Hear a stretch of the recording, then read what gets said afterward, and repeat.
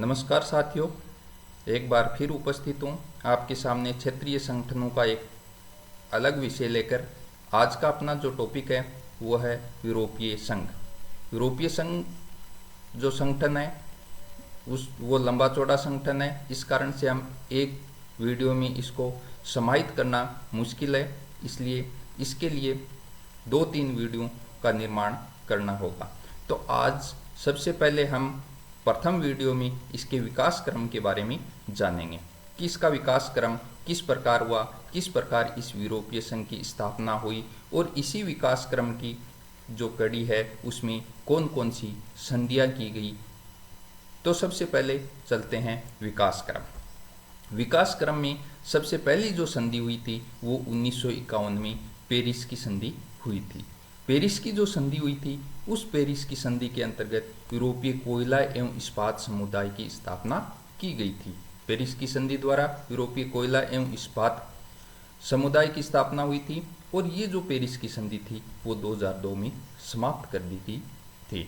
तो इस प्रकार सबसे पहले यूरोपीय कोयला एवं इस्पात समुदाय की स्थापना की गई थी। फिर आता है रोम की संधि। 1957 में रोम की संधि की गई। रोम की जो संधि थी वह पेरिस की संधि थी। ये दोनों ही संधियां यूरोप के जो इनर सिक्स कहे जाने वाले 6 देश थे, फ्रांस था जिसमें जर्मनी था, इटली था, बेल्जियम था, नीदरलैंड था और लग्जमबर्ग था। तो इस प्रकार ये यूरोप के 6 इनर सिक्स वाले देश हैं जिन्हें इनर सिक्स देश कहा जाता है। इन देशों के मध्य रोम व पेरिस दोनों की ही संधि इन इनर सिक्स वाले देशों के मध्य हुई थी। रोम की जो संधि थी उस संधि द्वारा यूरोपीय आर्थिक समुदाय की स्थापना हुई थी और जो यूरोपीय आर्थिक समुदाय जो था वो आर्थिक समुदाय लिस्बन की जो संधि थी 2007 में उसके द्वारा इसको समाप्त कर दिया गया था। तो इस प्रकार 2 संधियां, पेरिस की संधि 1951 में और रोम की संधि 1957 में। रोम की जो संधि हुई थी उस संधि में ये निर्धारित किया गया था कि एक परमाणु ऊर्जा समुदाय की स्थापना भी की जाए। तो परमाणु ऊर्जा समुदाय की स्थापना हेतु इन देशों ने यूरेटोम की संधि की थी 1958 में।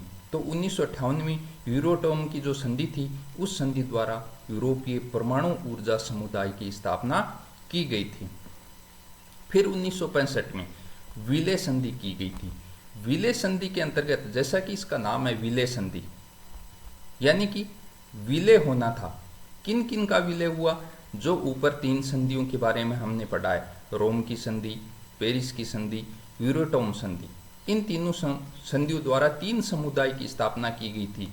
यूरोपीय कोयला एवं इस्पात समुदाय, यूरोपीय परमाणु ऊर्जा समुदाय, यूरोपीय आर्थिक समुदाय। ये जो 3 समुदाय 3 संधियों द्वारा स्थापित किए गए थे, इन तीनों समुदायों का विलय कर दिया गया और विलय के फलस्वरूप यूरोपीय समुदाय की स्थापना की गई थी। तो इस प्रकार विलय संधि में तीनों समुदाय का विलय करके यूरोपीय समुदाय की स्थापना हुई थी। जो विलय संधि थी वो संधि ब्रुसेल्स में की गई थी। विलय संधि के उपरांत हम देखते हैं 1965 में विलय संधि हुई थी। उसके उपरांत जो इनर सिक्स देश थे उन इनर सिक्स देशों में और अन्य देश भी मिल गए, यानी इनकी संख्या बढ़ गई और इनकी जो संख्या थी 6 देश और मिल गए और ये देश हो गए 12। इन मिलने वाले देशों में थे 1973 में आयरलैंड, डेनमार्क और यूके इसमें शामिल हुआ। 1981 में इसमें यूनान शामिल हो गया और 1986 में पुर्तगाल व स्पेन शामिल हो गए। तो इस प्रकार 1973 में 3 देश शामिल हुए, डेनमार्क, आयरलैंड और यूके।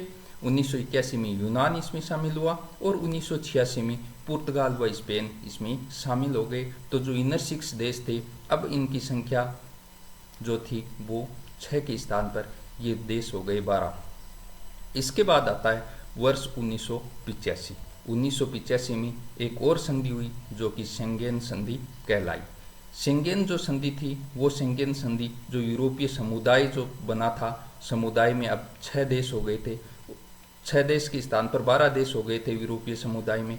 इन 12 देशों के मध्य ये शेंगेन संधि हुई थी और इन शेंगेन संधि में ये निर्धारित किया गया था जो भी यूरोपीय समुदाय के सदस्य देश हैं उन सदस्य देशों में पासपोर्ट रहित आवागमन लागू किया जाए। किस प्रकार का आवागमन हो? पासपोर्ट रहित। एक देश से दूसरे देश में जाने के लिए किसी भी प्रकार का कोई पासपोर्ट की आवश्यकता ना हो। जो शेंगेन संधि थी वो 1985 में इस प्रकार निर्धारित कर दी गई थी, पासपोर्ट रहित आवागमन की बात निर्धारित की गई थी और ये संधि लागू हुई थी 1995 में। तो इस प्रकार ये संधि हुई थी। इसके बाद आता है सिंगल यूरोपीय एक्ट 1986। सिंगल यूरोपीय एक्ट 1986 के अंतर्गत ये निर्धारित किया गया कि जो भी यूरोपीय समुदाय के देश हैं उन सभी समुदाय के देशों में एक अलग यूरोपीय मुद्रा होगी, एक साझा और विदेशी व घरेलू, साझा विदेशी व घरेलू नीति लागू होगी। दो बातें निर्धारित की गई थी कि एक अलग यूरोपीय मुद्रा स्थापित की जाए व साझा विदेशी व घरेलू नीतियां स्थापित की जाए, जो कि सिंगल यूरोपीय एक्ट 1986 द्वारा निर्धारित की गई थी। फिर आती है maastricht की संधि। maastricht की जो संधि थी वो संधि हुई थी 1991 में। 1991 में maastricht की संधि, इस संधि द्वारा वास्तविक रूप से यूरोपीय संघ की स्थापना हुई थी, इसलिए इस संधि को यूरोपीय संघ की संधि कहा जाता है। तो यूरोपीय संघ की वास्तविक रूप से स्थापना की संधि द्वारा हुई maastricht की संधि द्वारा, और इसी संधि को यूरोपीय संघ की संधि भी कहा जाता है। ये संधि 9-10 दिसंबर 1991 को हुई, जिसमें जो 12 देश थे, यूरोपीय समुदाय के जो 12 देश थे, उन 12 देशों ने भाग लिया था। 12 देशों में ब्रिटेन को छोड़कर सभी 11 देशों ने इस maastricht की संधि पर हस्ताक्षर किए थे। तो maastricht की संधि पर हस्ताक्षर करने वाले देशों की संख्या 12 थी, जबकि उस समय यूरोपीय जो समुदाय था उस समुदाय के सदस्य देशों की संख्या 12 थी। इस संधि द्वारा यूरोपीय जो संघ बना था, यूरोपीय समुदाय को अब यूरोपीय संघ के रूप में जाना जाने लगा। ये यूरोपीय संघ की नागरिकता निर्धारित की गई थी। इसमें जो यूरोपीय संघ की जो मुद्रा की बात आई थी वो मुद्रा यूरो के रूप में उस मुद्रा का मार्ग प्रशस्त किया गया था, और उस मुद्रा के चलन हेतु एक बैंक की स्थापना की बात आई थी, जो कि यूरोपीय केंद्रीय बैंक की स्थापना का मार्ग प्रशस्त हुआ था। देखो, maastricht की संधि द्वारा यूरो व यूरोपीय केंद्रीय बैंक की स्थापना नहीं हुई थी, बल्कि इनकी स्थापना का मार्ग प्रशस्त किया गया था कि इस प्रकार की एक मुद्रा होनी चाहिए और उस मुद्रा के प्रचलन हेतु एक बैंक होना चाहिए। ये बातें इसमें निर्धारित की गई थी। इसके बाद 1997 में एम्स्टर्डम संधि हुई थी। एम्स्टर्डम जो संधि थी वो संधि maastricht संधि जो 1991 में हुई थी, उस maastricht संधि की समीक्षा थी। क्या थी वो? एक समीक्षा थी। उसमें क्या क्या कमियां थी, क्या सुधार करने थे, उस बारे में एम्स्टर्डम संधि की गई थी। इस संधि द्वारा आप्रवासन कानून, नागरिक व आपराधिक कानूनों को अपनाया गया था। आप्रवासन कानून, नागरिक कानून, आपराधिक कानून, उनको एम्स्टर्डम संधि द्वारा अपनाया गया तथा इस संधि द्वारा समान विदेशी व सुरक्षा नीति को भी अपनाया गया। दो बातों को अपनाया गया, आप्रवासन कानून, नागरिक आपराधिक कानून व समान विदेशी व सुरक्षा नीति इस संधि द्वारा अपनाई गई थी। इसके बाद आता है वर्ष 2001 नीस की संधि। नीस की जो संधि थी, उस संधि के लिए जो सम्मेलन हुआ था वो अब तक का सबसे बड़ा सम्मेलन था। नीस की संधि का सम्मेलन अब तक का सबसे बड़ा सम्मेलन था। नीस की जो संधि 2001 में हुई थी, और 2001 में जो संधि हुई थी उससे पहले 1999 में क्या हुआ था कि यूरो मुद्रा संघ की स्थापना हो गई थी। 1999 में यूरो मुद्रा संघ, जिसके द्वारा यूरो मुद्रा का प्रचलन करना था, उस मुद्रा संघ की स्थापना हो गई थी। और इस मुद्रा संघ की जो सदस्यता थी वो सदस्यता क्या बनाई गई थी? उस समय कहा गया था कि सभी जो सदस्य देश हैं, यूरोपीय संघ के सदस्य देश हैं, उनको इसकी सदस्यता लेनी अनिवार्य है। लेकिन हुआ क्या कि ब्रिटेन और स्वीडन ने यूरो मुद्रा संघ की सदस्यता ग्रहण करने से मना कर दिया। यूरो मुद्रा संघ की सदस्यता ग्रहण करने से मना करने के कारण जो यूरोपीय संघ था, उस यूरोपीय संघ में टूट का खतरा पैदा हो गया। यूरो मुद्रा संघ पर यूरोपीय संघ के टूट का खतरा पैदा हुआ क्योंकि ब्रिटेन व स्वीडन ने इसकी सदस्यता ग्रहण करने से मना कर दिया। तो इस कारण से नीस की जो संधि थी, उस नीस की संधि में ये निर्धारित किया गया था कि 1999 में जो यूरो मुद्रा संघ की स्थापना हुई थी उसकी सदस्यता ऐच्छिक है।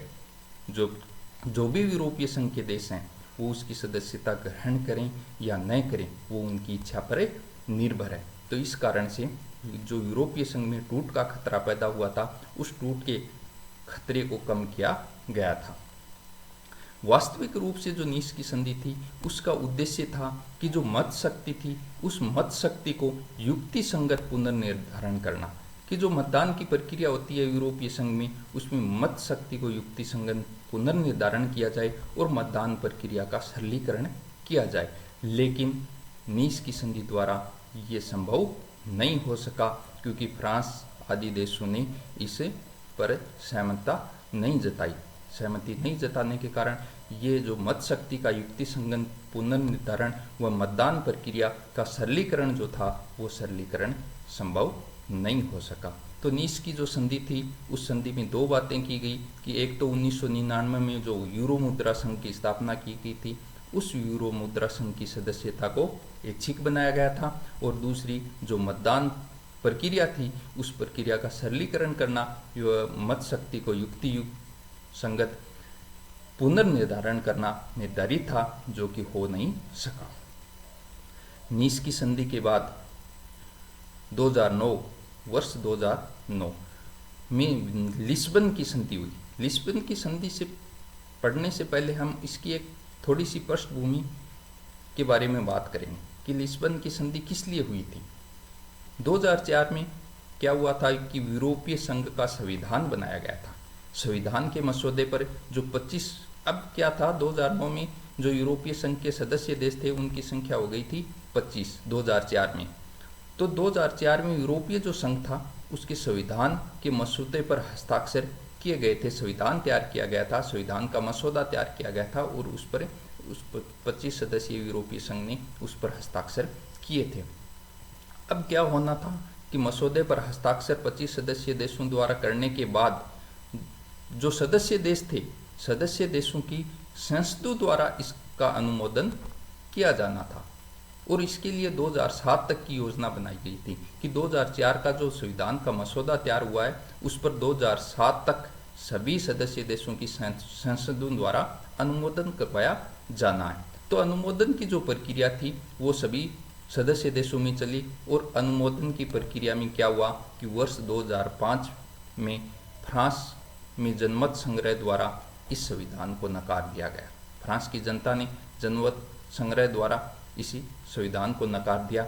इसी प्रकार 2005 में ही नीदरलैंड की जनता ने भी इस संविधान के मसौदे को नकार दिया। तो इस प्रकार जो 2004 में संविधान का मसौदा तैयार किया गया था, उस संविधान के मसौदे को यूरोपीय संघ के दो जो सदस्य देश थे, फ्रांस व नीदरलैंड, उसकी जनता ने नकार दिया।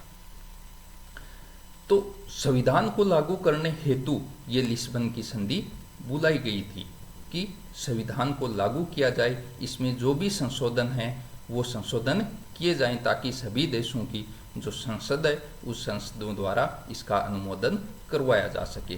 तो 2007 में इस हेतु लिस्बन में एक सम्मेलन बुलाया गया और उस सम्मेलन में संशोधन सुधार संधि तैयार की गई।